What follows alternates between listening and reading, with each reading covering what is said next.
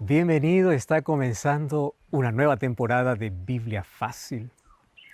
¿Sabes que estamos en el sur de Minas Gerais, en un ambiente natural, rodeado de tanta naturaleza, de tanto paisaje, de tanto verdor, para poder hablar acerca de vida, hablar acerca de esperanza, hablar acerca de fe, hablar acerca de Jesús?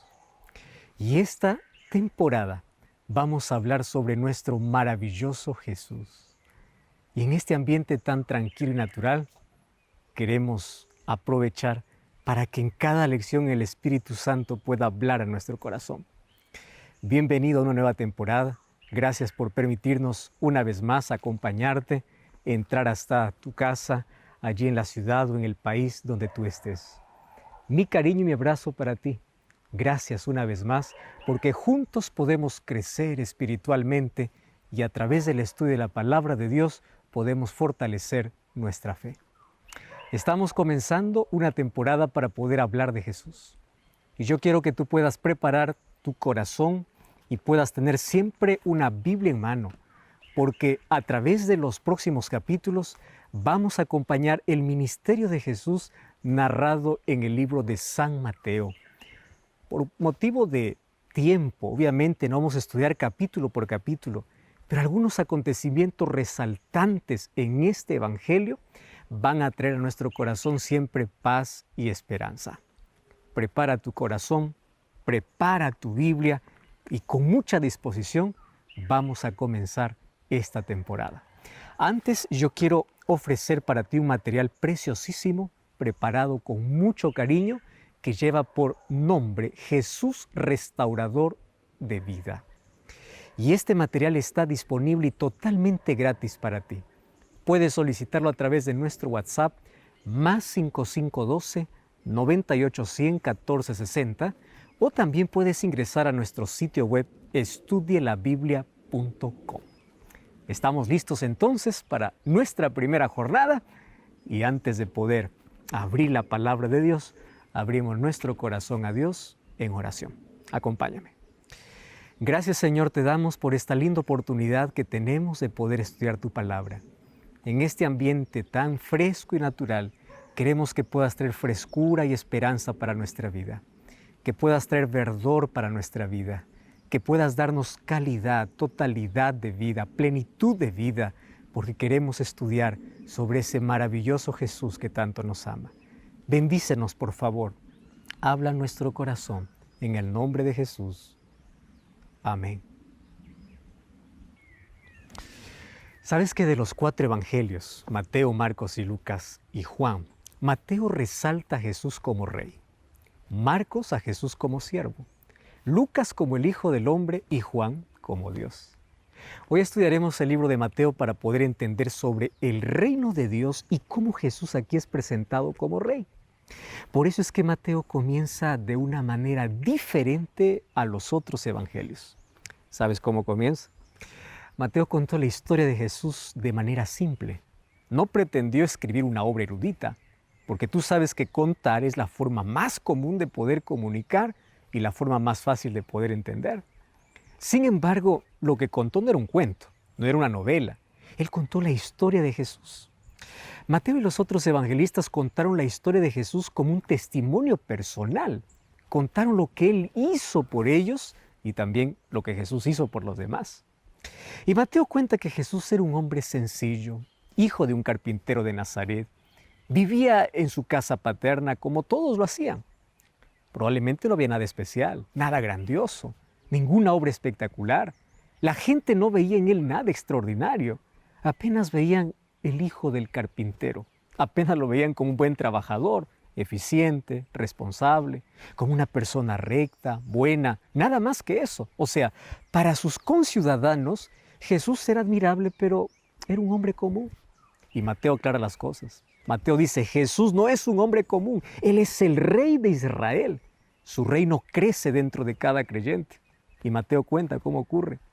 Entonces cuenta la manera como el reino de Dios crece entre los seres humanos, que aunque somos pecadores, siempre vamos a ser objeto de la obra salvadora de Jesús, porque además de ser el Rey de Israel, Él es el Salvador del mundo.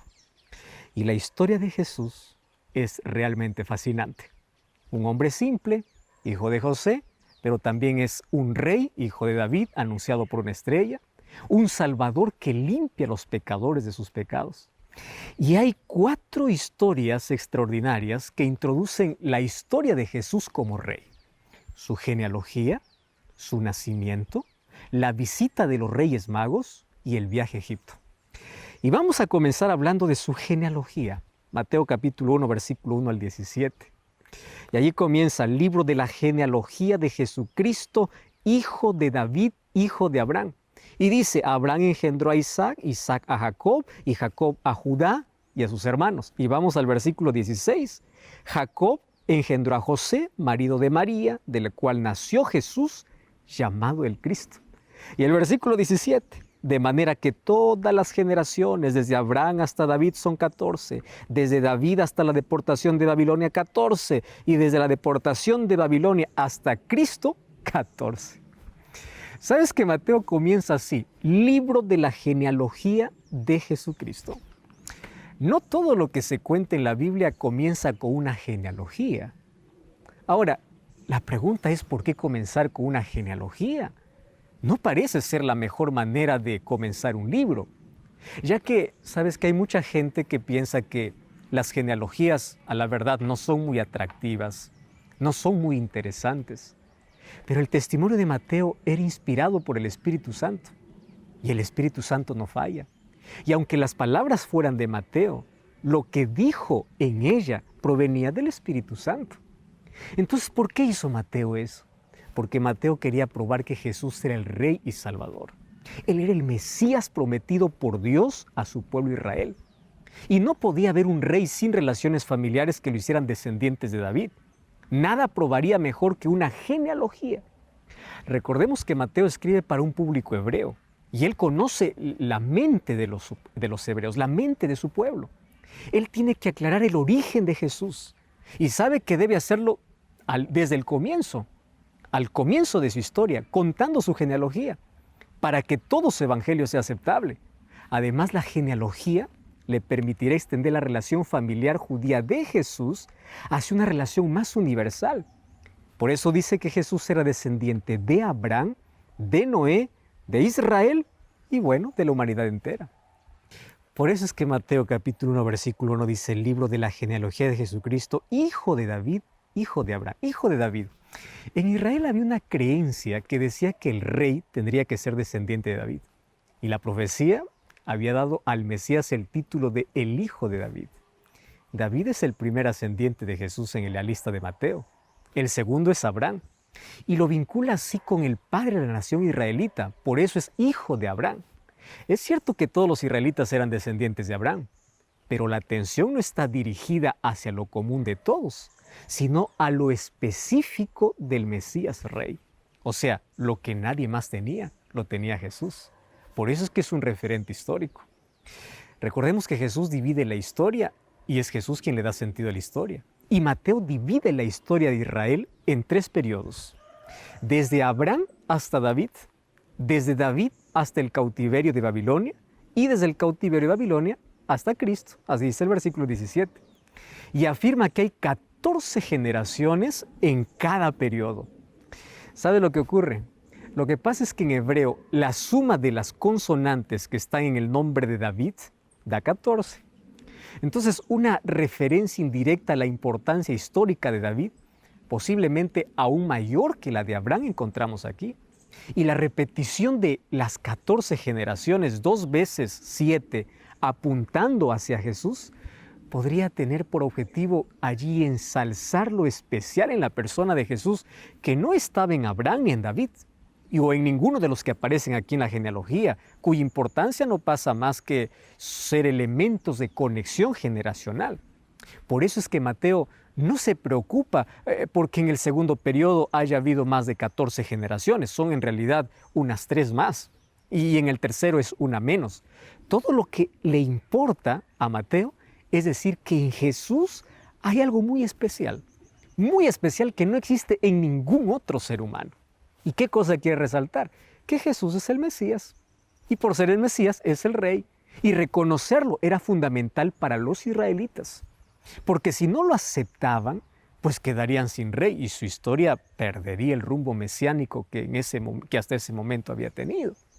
Entonces era de suma trascendencia para la nación aceptar a Jesús como el rey, y no solamente para los israelitas, esto abarcaba a todo el mundo, porque Jesús era descendiente de la humanidad entera.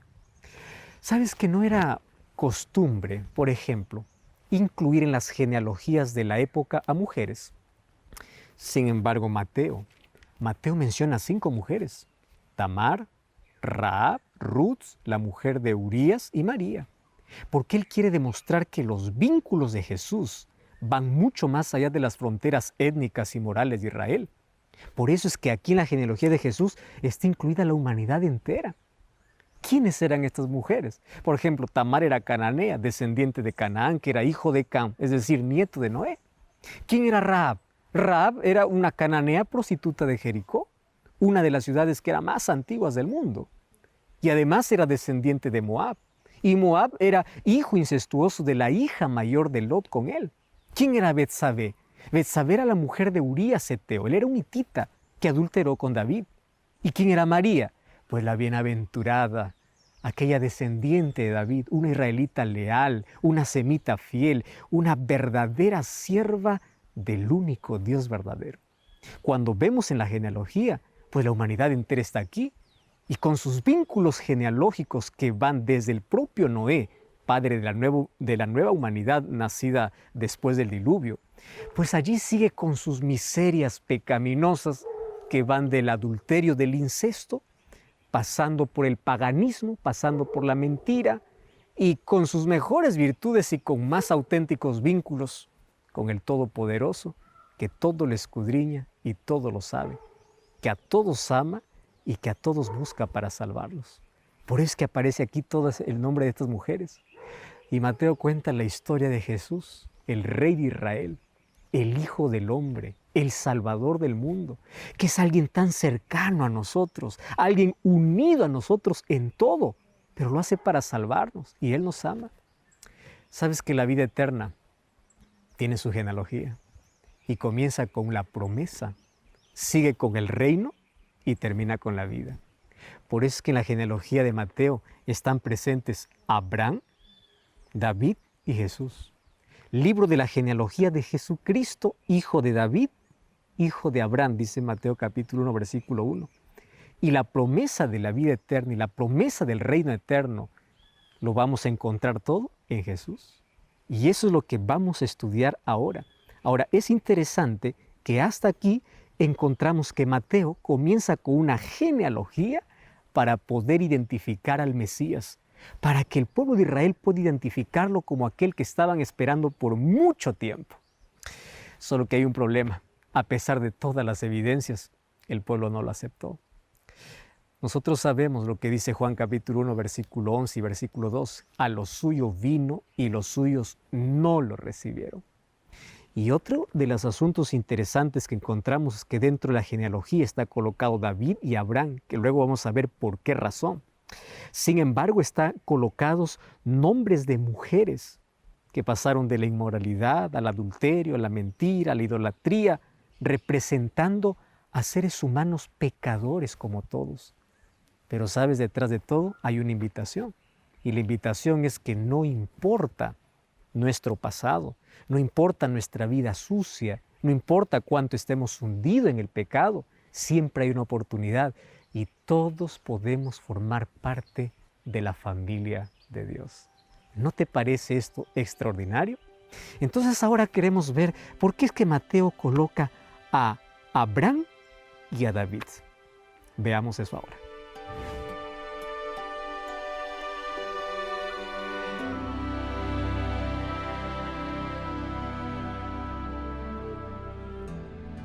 Es interesante cómo Mateo comienza a hablar de Jesús con una genealogía. Y ya vimos aquí la razón por la cual lo hizo.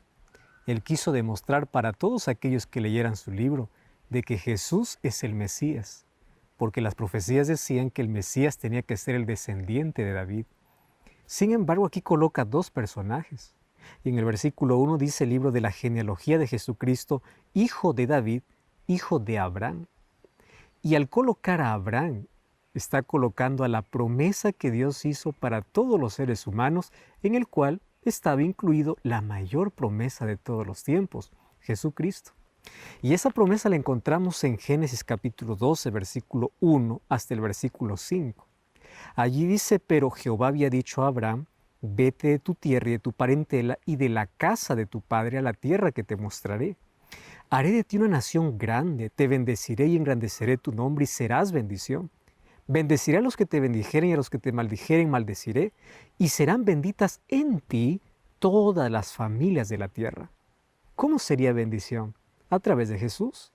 Y se fue Abraham como Jehová le dijo, y Lot fue con él, y era Abraham de 75 años cuando salió de Harán. Tomó pues Abraham a Sarai su mujer, a Lot, hijo de su hermano, todos sus bienes que había ganado, y las personas que habían adquirido en Harán, y salieron para ir a tierra de Canaán, y a tierra de Canaán llegaron. Aquí encontramos la promesa en el cual está incluido Jesús. Cuando dice, en ti serán benditas todas las familias de la tierra. Por eso es que Mateo comienza a hablar de Jesús diciendo, ese Jesucristo es la realidad de la promesa. Hijo de David, hijo de Abraham. ¿Sabes que el llamamiento de Abraham comienza en realidad con su padre Taré, que fue acompañado con su hijo Abraham, con su nuera Sara y con Lot, que era su nieto? Dice que salió de la ciudad de Ur de los Caldeos y se fue para la tierra de Canaán. Pero qué triste, porque a Canaán no llegó, solo llegó hasta la ciudad de Harán. No sabemos la razón por la cual se quedó allí. Posiblemente fue por una enfermedad, porque Abraham salió de la ciudad cuando murió su padre, dice Génesis 11, 31 y 32. Harán, ¿sabes que era una ciudad importante en el norte de Mesopotamia? Y era una ciudad de gran importancia comercial. Tenía importancia política, tenía importancia social.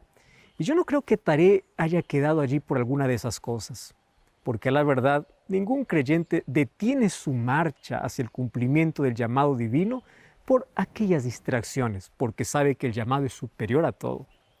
Por eso es que Abraham no se detuvo, y Abraham continuó hasta llegar a Canaán. Y allí dice que un día Dios se mostró a Abraham mientras estaba en Harán y confirmó su llamado. Ese es el texto que leímos.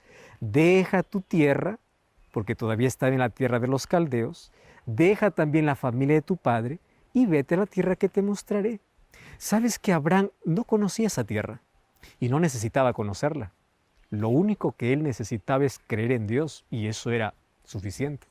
Y la promesa dice, yo te bendeciré, yo te daré en abundancia todas mis bendiciones para ti. Y esa abundancia incluía que todo ser humano pudiese desear. Número 1, descendientes en forma de una gran nación, prestigio y fama ilimitada, abundancia de bienes materiales, porque tanta cantidad tenía que podía compartir con los demás, protección de todo peligro, hasta el punto de que aquellos que lo maldijeren serán malditos, y aquellos que le bendijeran recibirán bendición.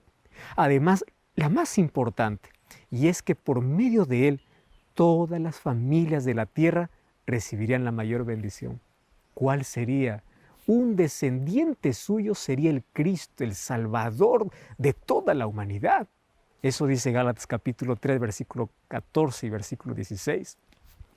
¿Sabes que con esa promesa Abraham salió de Harán? Porque en Harán murió su padre. Taré había quedado en el camino, porque él murió. Pero la muerte no detuvo a Abraham, así como no detiene a ningún creyente. ¿Sabes que nada detiene a un creyente? Y me impresiona la respuesta incondicional de Abraham. Un hombre sabio no discute con Dios, no cuestiona a Dios, ni siquiera duda de Dios, ni siquiera hace aquellas preguntas aclaratorias, solo obedece. Dice que salió de Ur de los Caldeos rumbo a Canaán, y a la tierra de Canaán llegó. Eso dice el versículo 5. Y allí Dios completó la promesa. Yo te daré esta tierra como descendencia. Eso lo encontramos en Génesis capítulo 12, versículo 7. Solo que la promesa hecha para Abraham también es una promesa para nosotros. ¿Sabes que la promesa de Dios a Abraham incluía todas las bendiciones? Una gran nación, un Salvador, la tierra de Canaán, y por eso se convirtió pues una promesa para todos los creyentes. Claro que la tierra prometida para nosotros ya no es la tierra de Canaán, sino es la tierra nueva. Ahora el reino es el reino de los cielos. Y el Salvador, que fue una promesa para Abraham, es una realidad para nosotros en la persona de Jesús. Y la gran nación es el pueblo de Dios, es la iglesia. Y las bendiciones siguen siendo las mismas, abundantes, porque es así como da Dios. Y esas bendiciones están abiertas para nosotros que somos sus descendientes o descendientes de Abraham, por medio de la fe. Su riqueza espiritual y material aún están a disposición y están disponibles para suplir todo lo que nos falte de manera progresiva, hasta que obviamente sea nuestra posesión ilimitada y para siempre cuando Jesús regrese por segunda vez. Por eso es que Cristo es nuestra promesa, nuestra realidad y nuestra vida. Con Él nada nos falta, aunque parezca que falte todo. Con Él somos victoriosos, aunque la victoria parezca distante. Con Él somos hijos de Dios, aunque el demonio nos reclame como suyos. Con Cristo estamos seguros, aunque la inseguridad nos asalte a cada paso. Si estamos angustiados, en Él confiamos. Si estamos afligidos, caminamos con Él. Si nos sentimos perseguidos, con Cristo corremos. Si somos calumniados, nos vemos con Cristo. O sea, por Cristo vivimos y por Él morimos, decía Pablo, porque nada nos intimida, nada nos separa, nada nos detiene. Somos libres en Cristo y de Cristo somos. Somos sus testigos, somos sus colaboradores, somos sus siervos, somos sus embajadores, somos su propiedad.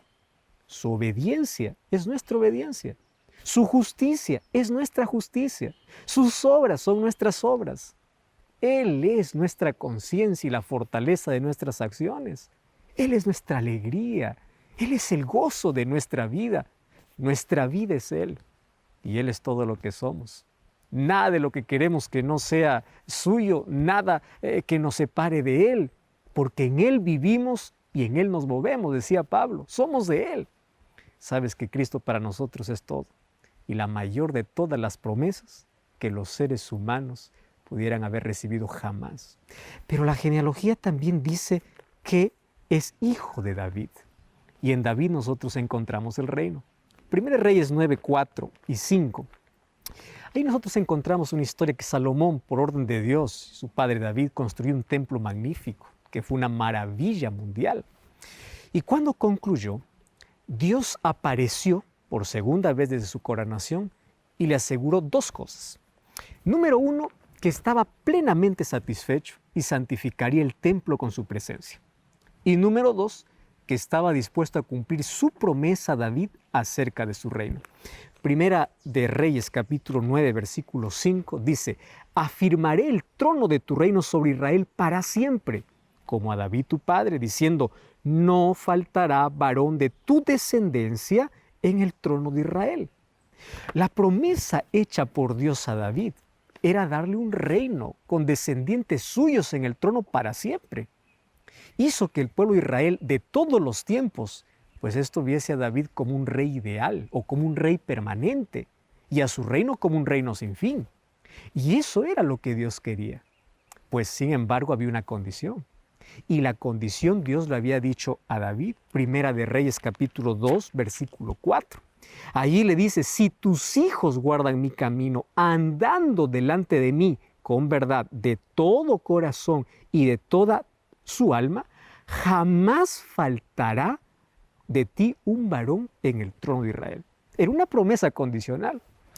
Sin embargo, los descendientes de David no cumplieron la condición. Pero sabes, Dios la cumplió.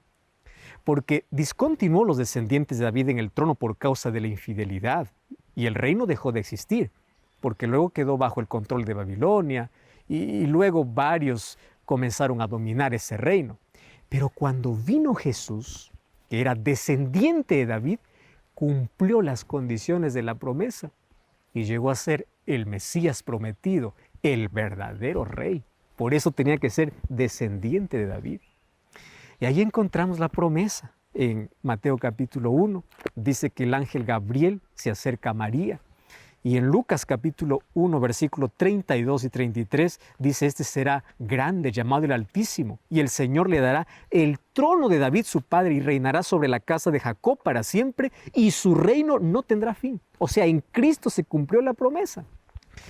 Al comenzar su ministerio público, Jesús comenzó diciendo en Mateo 4:17, arrepentíos porque el reino de los cielos se ha acercado. No era un reino territorial, era un reino de poder, que sometía inclusive a los demonios. A los incrédulos fariseos en Mateo capítulo 12, versículo 28, dice, si yo por el Espíritu de Dios echo fuera a los demonios, es porque el reino de los cielos o el reino de Dios ha llegado a vosotros. ¿De qué reino está hablando? Un reino espiritual, que luego obviamente también será un reino territorial después de su segunda venida. Con este reino, Dios cumple dos promesas que hizo David. Número 1, la duración eterna del reino. Y número 2, la eterna permanencia de un descendiente de David en el trono. Y también cumple su propósito original para Israel, de que su reino se expandería por todo el mundo. Pero también el reino es para aquellos que hacen la voluntad de Dios. Mateo capítulo 7, versículo 21 dice, no todo el que me dice Señor, Señor, entraré en el reino de los cielos, sino aquel que hace la voluntad de mi Padre que está en los cielos. Para definir qué significa hacer la voluntad de Dios, Jesús contó una parábola. Y esa parábola está en Mateo capítulo 21, versículo 23 hasta el versículo 32. Estaba en el templo Jesús enseñando a la multitud. Se habían ahí aproximado unos sacerdotes y unos ancianos líderes para hacerles una pregunta. Querían saber cuál era su autoridad y quién la dio esa autoridad. Jesús les dijo que si ellos respondían una pregunta, Él también les contestaría la pregunta que ellos le habían hecho. Y la pregunta es, ¿de dónde vino el bautismo de Juan? ¿Del cielo o de los hombres? Ellos dijeron, pues no sabemos. Y Jesús dice, pues tampoco yo les digo con qué autoridad hago estas cosas. O sea, no quiso decirlos directamente que su autoridad provenía de Dios y era la expresión de su voluntad. Sin embargo, allí Jesús les cuenta una parábola. Y allí dice, un hombre tenía 2 hijos. Se acercó el primero y le ordenó que fuera a trabajar a su viña. El joven no tenía buena voluntad. No quiero ir, le respondió al papá, pero después se arrepintió y se fue. Pero luego se acercó al otro y el otro parece que tenía buena voluntad y le dijo, sí, papá, yo me voy, pero al final no fue. Y Jesús hace la pregunta, ¿cuál de los dos hizo la voluntad del Padre? Y claro, todos respondieron el primero, el que primero dijo no, pero después se fue. Para hacer la voluntad del Padre, este último hijo necesitó arrepentirse. Pero el arrepentimiento es solo el comienzo. Hay algo más.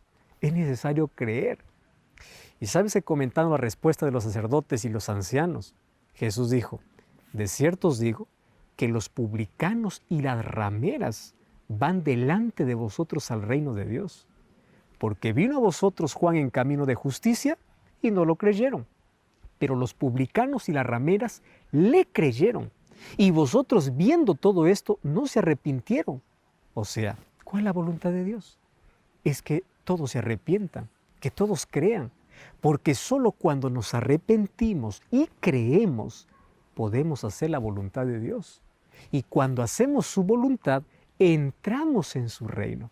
Y el reino de Dios llega a ser también nuestro reino. Entonces, en Abraham nosotros encontramos la promesa del Mesías. En David encontramos la promesa del reino. Y en Jesús nosotros encontramos la realidad de ambas cosas. ¿Sabes qué es interesante? Que a través de esta analogía que hace Mateo al comenzar su libro con la genealogía de Jesús y al colocar a Abraham y al colocar a David, para nosotros nos deja gran esperanza. Todos nosotros podemos ser descendientes de Abraham por medio de la fe. Y por medio de la fe podemos alcanzar las mayores bendiciones. Aquellas que Dios dio para Abraham también son las bendiciones y las promesas para nosotros. Pero la promesa que dio para Abraham de que en él serían benditas todas las naciones, llegó a través de Jesucristo. Y todos nosotros tenemos el mayor regalo. Nosotros tenemos la salvación a través de Jesús. Dios nunca falla sus promesas. Dios cumple sus promesas. La promesa que Dios dio a Abraham lo cumplió en Jesús. Jesús es el cumplimiento de la promesa. Y por medio de la fe también recibimos todas sus promesas y bendiciones. Dios prometió a David un reino y le dice, ninguno faltará de ti, todos estarán en el reino, pero si es que me obedecen. Infelizmente, pues los descendientes de David no obedecieron, se desviaron, dieron la espalda a Dios y su reino terminó. Pero nuevamente aparece Jesús para cumplir la promesa de que el reino continuaría. Por eso es que las profecías decían que Jesús tenía que ser descendiente de David. Jesús es la realidad de ese reino y todos nosotros estamos invitados a formar parte de su reino. Con esto, ¿sabes qué cosa está diciendo Mateo? Señoras y señores, Jesús es el Rey. Es la promesa que dio para Abraham, el padre de la fe, y por medio de la obediencia se cumplió. Él es el Rey prometido para Israel a través de David, diciendo que de allí saldría un descendiente para poder gobernar todo el mundo. Por eso es que Jesús tendría que ser descendiente de David. La pregunta es, con tanta evidencia que ellos tenían, ¿por qué no lo aceptaron? Y aquí viene un asunto interesante. Aquel que está enceguecido dentro de sí, aquel que tiene el corazón endurecido, aun cuando vea tantas evidencias, no cree. ¿Tú alguna vez has dudado que Jesús es el Mesías, que es tu Salvador, que es el Rey? Mateo capítulo 1 nos dice con claridad, Él es. Por eso comienza hablando de una genealogía, diciendo que Jesús es el descendiente de Abraham y el descendiente de David. Ahora, préstame atención. Dios cumplió todas sus promesas y Él las sigue cumpliendo. Y hoy continúa llamando a sus hijos para poder formar parte de su reino. Pero para formar parte de su reino tenemos que hacer su voluntad. No todo el que me dice Señor, Señor entrará en el reino de los cielos, dice Jesús, sino aquel que hiciere la voluntad de mi Padre. Y ya hemos dicho que la voluntad del Padre es que tengamos fe, es que creamos en Él. La voluntad del Padre significa arrepentirnos. Aunque al comienzo resistamos, como la parábola que Jesús contó de aquel joven que primero le dijo no, pero luego se fue, porque hubo un arrepentimiento. No importa las veces que has rechazado, has dado la espalda, o has andado lejos de Dios. Hoy puedes dar un giro y puedes dar una media vuelta y puedes volver y puedes decir así, yo creo en ese Jesús y yo quiero que Él sea mi Salvador, que Él sea mi Rey. Pero ¿sabes? Hoy queremos ver que aquí dentro de la genealogía de Jesús, en Mateo capítulo 1, encontramos que en Jesús se une las dos cosas, la promesa, el reino, pero hay una cosa que falta ver, Él es la vida. Y eso quiero verlo ahora contigo.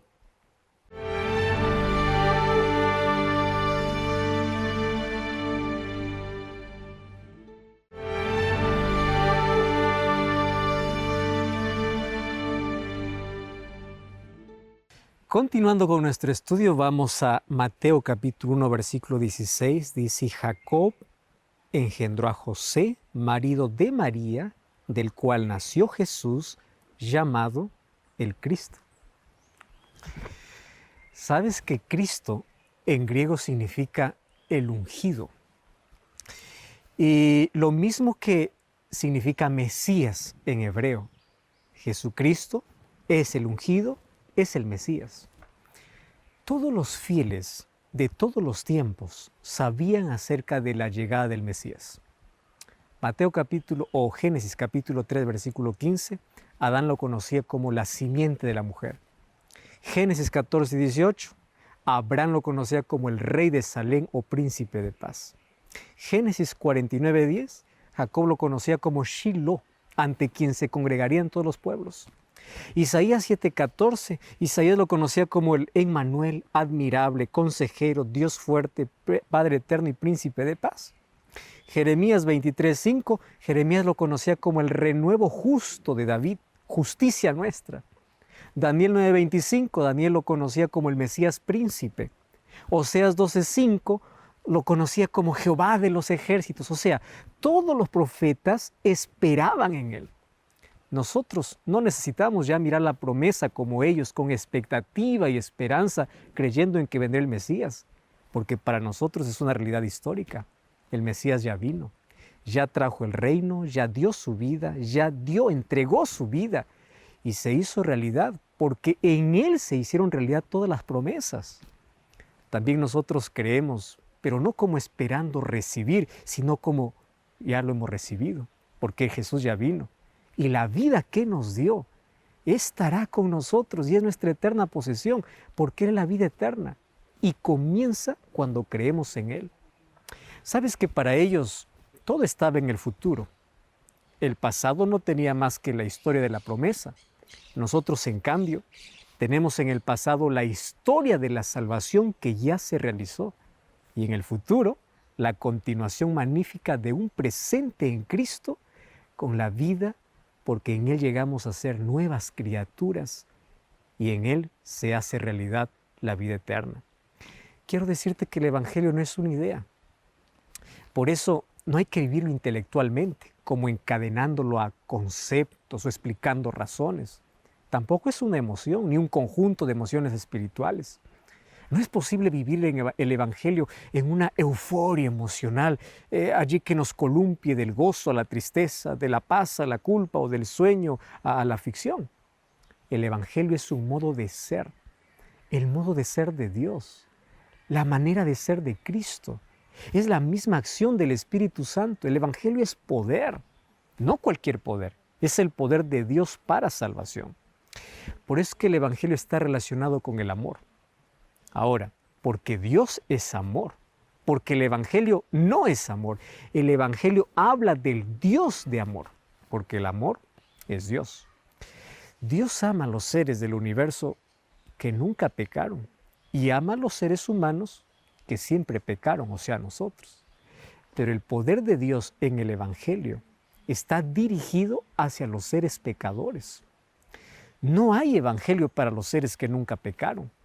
Cuando Dios crea, dirige su poder en una función creadora para producir seres y cosas que nunca han existido. Y concentra su poder en su palabra.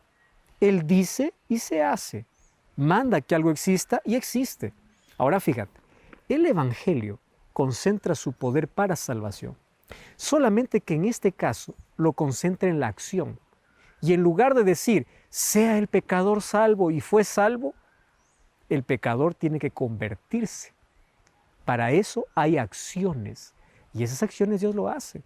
Por eso es que Dios vino a este mundo, vino para salvarnos y el ser humano tiene que aceptar ese sacrificio.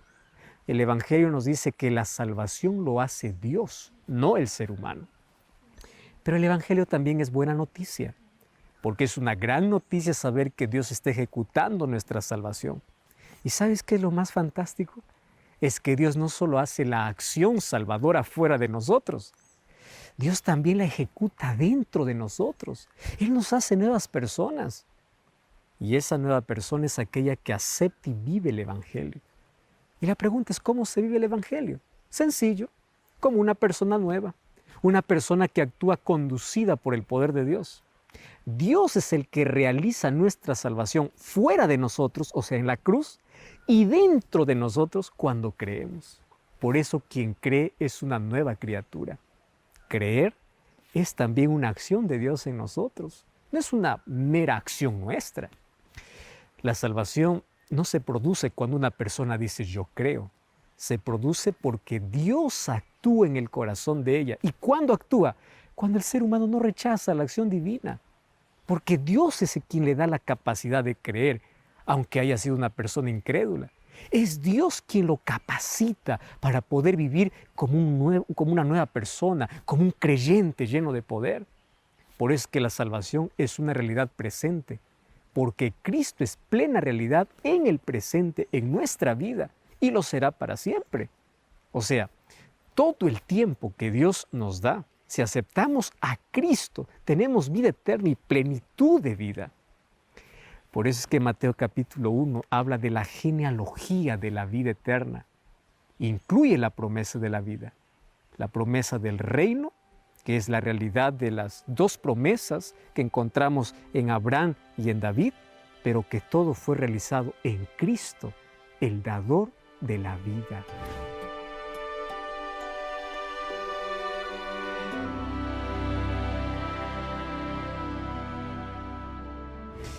Por eso es que cuando hablamos del Evangelio tenemos que hablar de Jesucristo. ¿Sabes que en la eternidad se armó el plan de salvación? Y dentro del plan de salvación estaba el sacrificio de Jesús, que ya fue realizado en la cruz para poder traernos vida. Pero no concluye allí, porque Jesús continúa en el santuario celestial.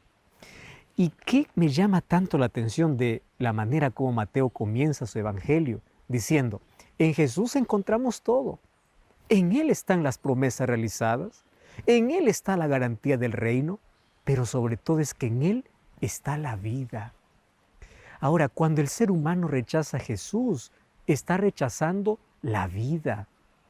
¿Sabes? Todos los seres humanos queremos vivir, pero no queremos vivir una vida sin sentido, una vida sin propósito, una vida sin rumbo. Lo que los seres humanos queremos es vivir una vida plena. Y esa plenitud de vida solamente la encontramos en Jesús.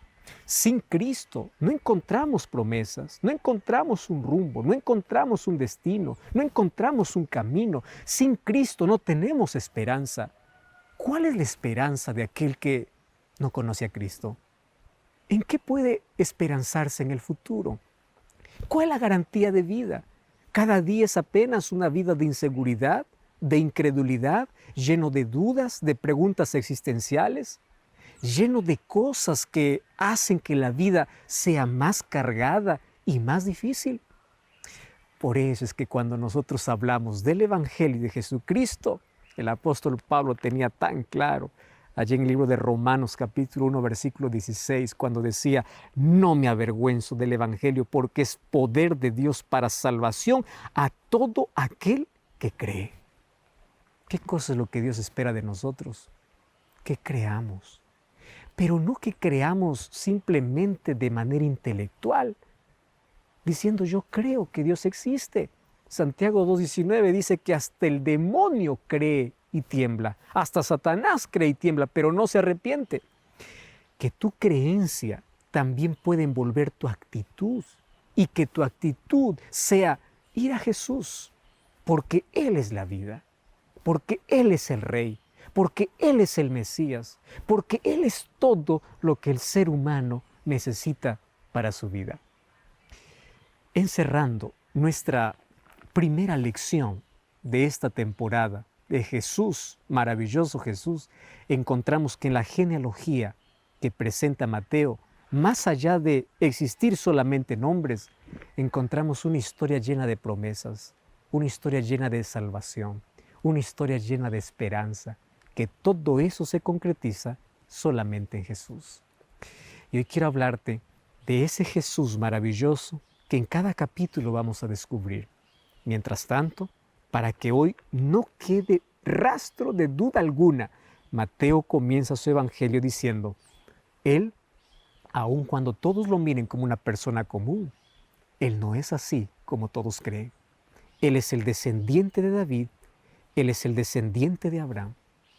En Él se cumple la promesa que Dios hizo a Abraham de que a través de Abraham serían benditas todas las familias de la tierra, porque de su descendencia nacería Jesús, pero también en Él se cumple la promesa del reino para David. Ahora, todos somos invitados a formar parte de ese reino, a formar parte de esas promesas, pero sobre todo a formar parte de la vida, de la verdadera vida, la vida eterna que Dios concede para todos. Nosotros hoy analizamos que detrás de cada nombre y detrás de cada elemento que coloca Mateo en el capítulo 1, hay esperanza y salvación para todos. Por eso es que el Evangelio tiene que ser proclamado, pero no solo proclamado, el Evangelio tiene que ser aceptado. De nada sirve que tú concluyas diciendo que Jesús es el Salvador cuando no es tu Salvador personal. De nada sirve que tú digas que Jesús es el Rey del universo cuando no es el Rey de tu vida. De nada sirve poder aceptar a Jesús como un personaje histórico cuando no es lo más importante en tu vida. Que a partir de hoy la seguridad de las promesas del reino y de la vida puedan ser para ti.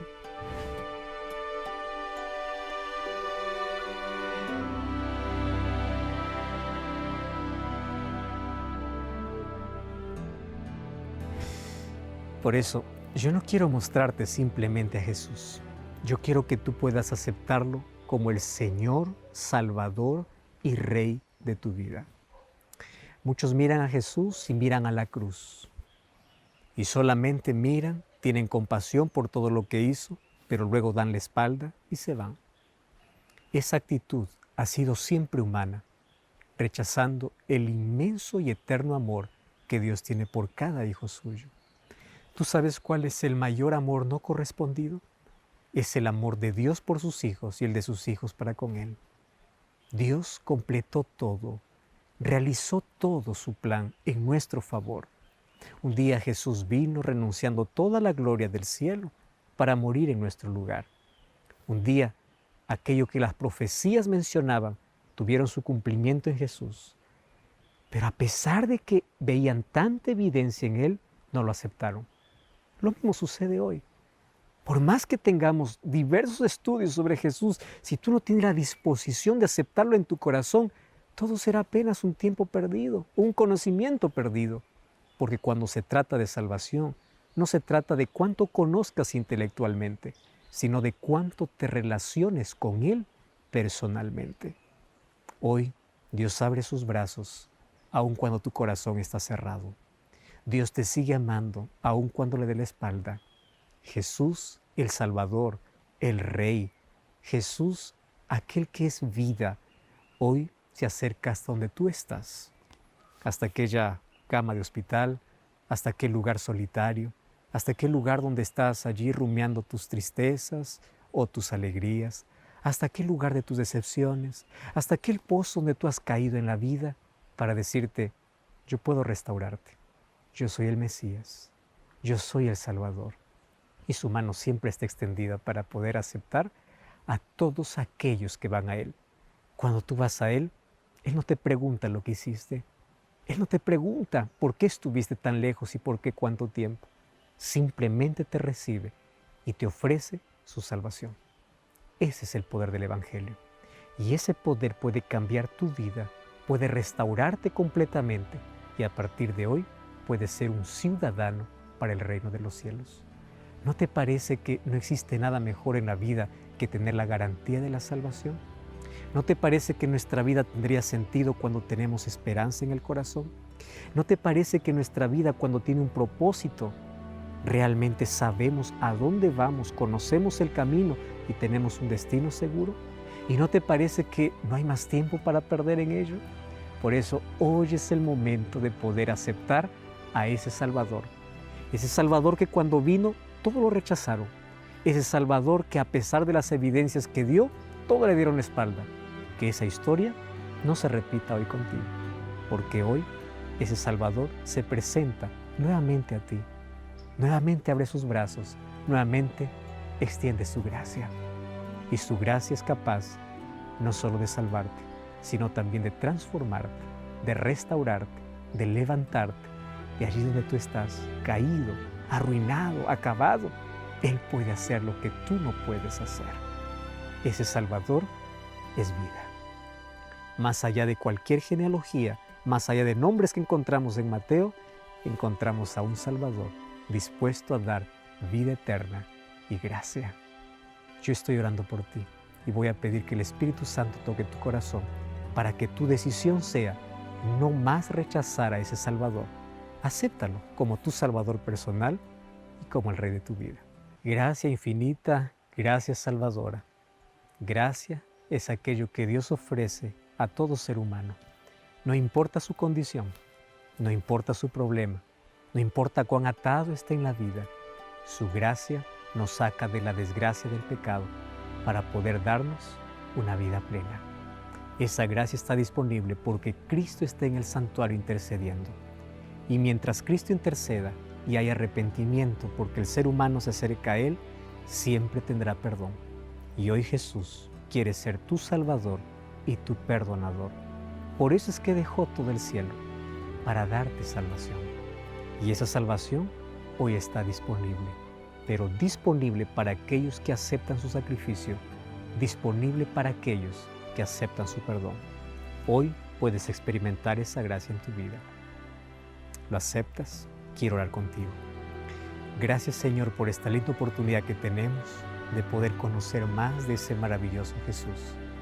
Queremos entregar nuestro corazón y aceptar tu gracia. Queremos que Jesucristo sea nuestro Salvador, nuestro Rey. Queremos que Jesús sea lo principal en nuestra vida.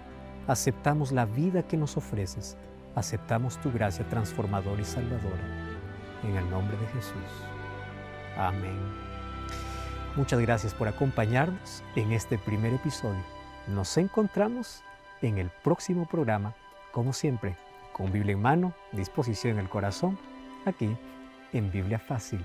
Que Dios te bendiga, un grande abrazo para ti y que Dios coloque siempre paz en tu corazón. Nos encontramos allá en la próxima.